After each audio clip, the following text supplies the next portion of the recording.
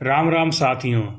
अगर आज रात आपकी आखिरी रात हो तो क्या आपकी आत्मा को पता होगा कि उसे कहाँ जाना है।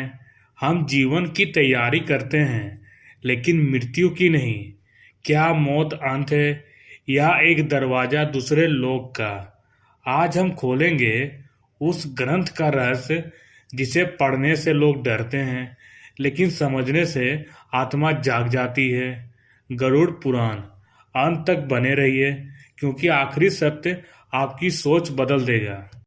मृत्यु का पहला क्षण में गरुड़ पुराण कहते हैं जब प्राण शरीर छोड़ते हैं तो आत्मा भ्रम में होती है।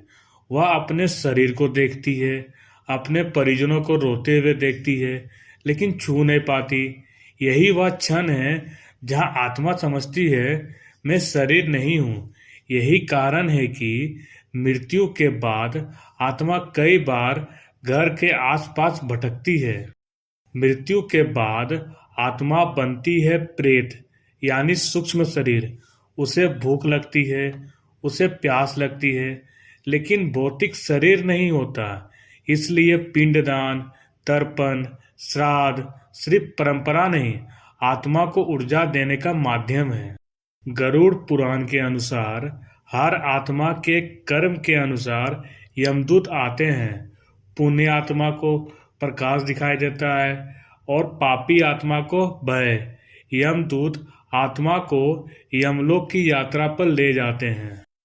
कहा गया है कि आत्मा 12 दिनों में यमलोक पहुंचती है।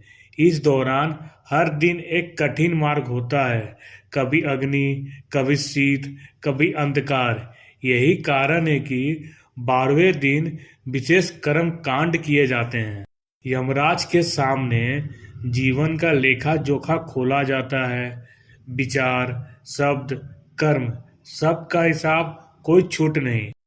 न्याय के बाद आत्मा को मिलता है पुनर्जन्म, अधूरे कर्म पूरे करने के लिए, स्वर्ग या नरक कर्म भोग के लिए, और मोक्ष जब कोई बंधन नहीं बचता। एग्जाम्पल के रूप में कई लोग नियर डेथ एक्सपीरियंस बताते हैं। सफेद रोशनी, सुरंग, ऊपर से शरीर देखना। गरुड़ पुराण का वर्णन इससे मेल खाता है। क्या मृत आत्मा हमें देख सकती है? हाँ, प्रारंभिक समय में। क्या आत्मा डरती है? केवल तब जब कर्म भारी हो। एक इंटरेस्टिंग फैक्ट ये भी है कि आज की क्वांटम फिजिक्स कहती है एनर्जी कभी नष्ट नहीं होती, केवल रूप बदलती है। यही आत्मा का सिद्धांत है। अगर यह रहस्य आपको छू गया हो तो लाइक कीजिए, शेयर कीजिए, सब्सक्राइब कीजिए द अननोन पाथ को और साथ ही बेल आइकन दबाएं। इसलिए साथियों, हमेशा राम राम, चाहे भगवान श्री कृष्ण चाहे माता राधा का नाम लिया कीजिए।